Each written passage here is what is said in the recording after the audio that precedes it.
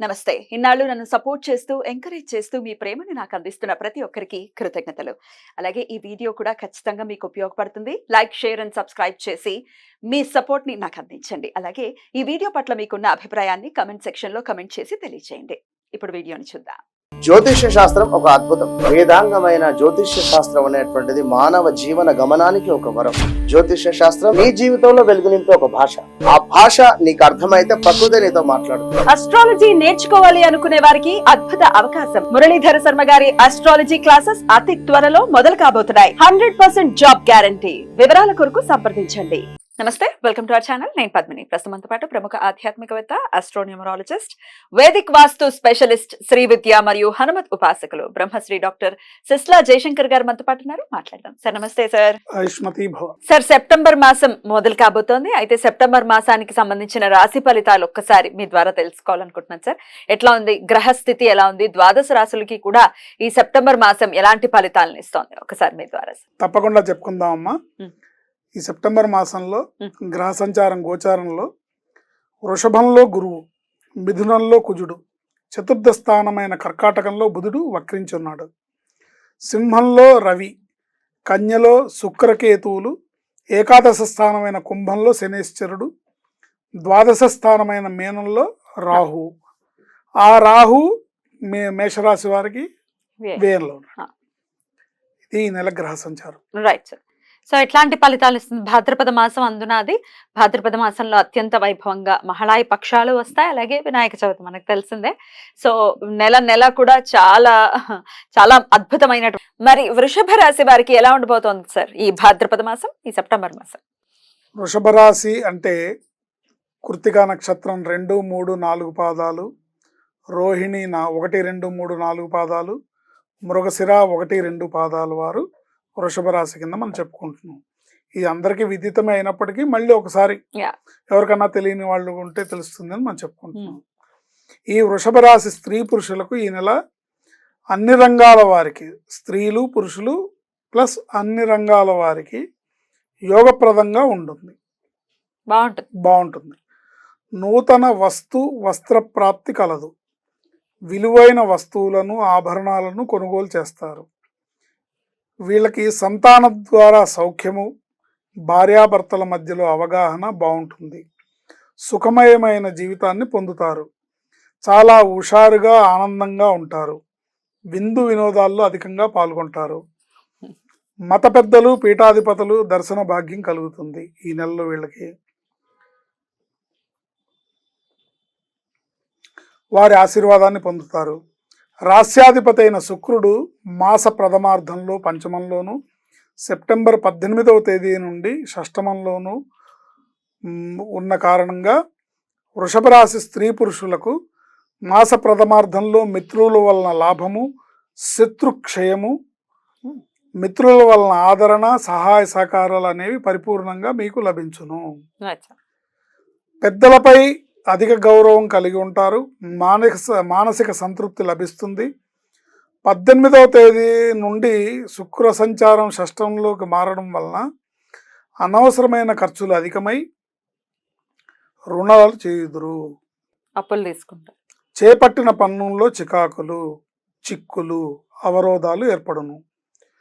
ఇతరులతో అనవసర తగాదాల వలన అవమానకర సంఘటనలు ఎదురవుతాయి. కొంతమందిలో అనవసరమైన ఆతురత, అపాయము పొంచి ఉంటుంది. ముఖ్యంగా పరాయి స్త్రీలతో జాగ్రత్తగా వ్యవహరించాలి. స్త్రీలైనా పురుషులైనా ఇద్దరు.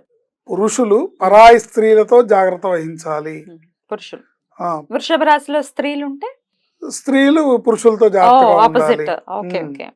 జాగ్రత్తగా ఉండాలి. ఎందుకంటే తద్వారా ఇబ్బంది, పరాయి వాళ్ళతో ఇబ్బంది వచ్చే అవకాశం ఉంటుంది.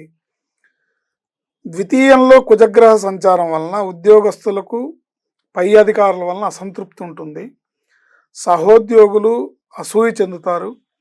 వ్యాపారస్తులకు ధనహాని, వృధా వ్యయాలు కలిగే అవకాశం ఉంటుంది. వాగ్వివాదాల జోలికి పోకూడదు. ఏ రంగంలో ఉన్నా సరే మీ మాట తీరు ఎదుటివారికి బాధను, ఇబ్బందిని కలిగిస్తాయి. కనుక పరుషంగా మాట్లాడకుండా జాగ్రత్త వహించాలి. కఠినంగా మాట్లాడకండి. తీయగా మాట్లాడండి. నోటిని కంట్రోల్లో పెట్టుకోవాలి. ఉమ్. Right sir. 3 ఫ్యాక్టరీలు పెట్టుకోవాలట ప్రతి మనిషి, ఏ రాశి వాళ్ళైనా. ఏంటి? మైండ్ లో ఐస్ ఫ్యాక్టరీ పెట్టుకోవాలట, కూల్ గా ఉండడా? నోట్లో షుగర్ ఫ్యాక్టరీ పెట్టుకోవాలట. తీయటి మాటలు. ఇంకోటి రైట్. అలా రైట్. చేపట్టిన పనులు ఆలస్యంగా అయినా పూర్తి అవుతాయి. ఉమ్.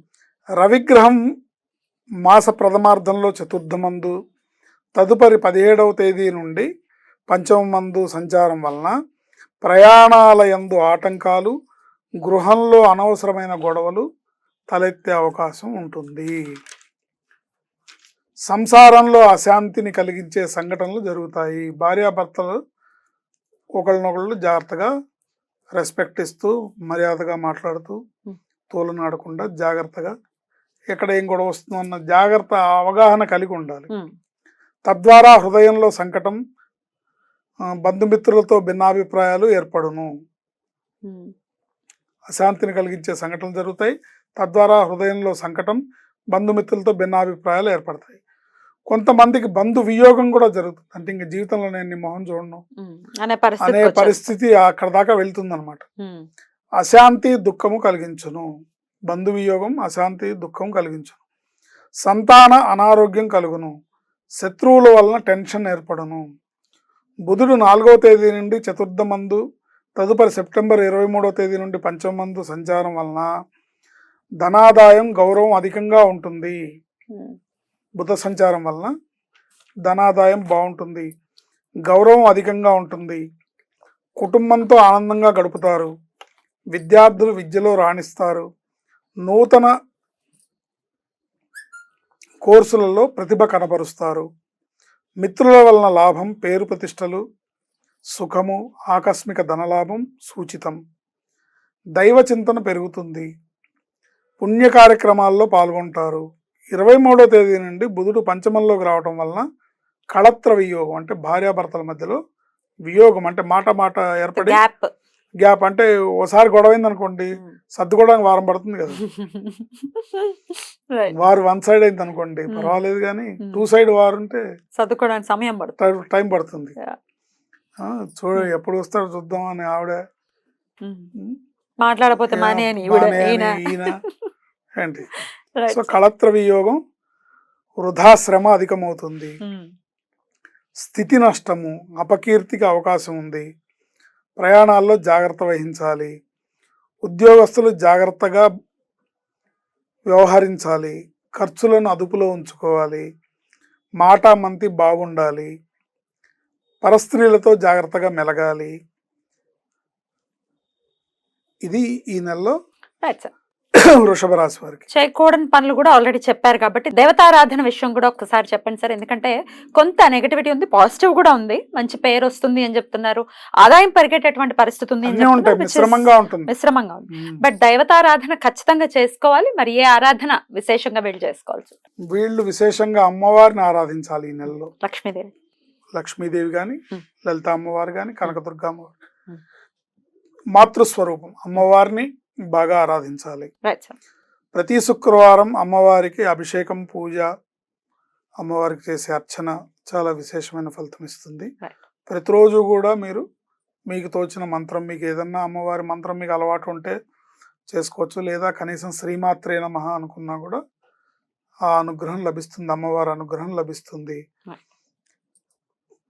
ఈ పూజలు, అభిషేకాలు, అమ్మవారిని ధ్యానించడం, జపించడం ఒక ఎత్తు.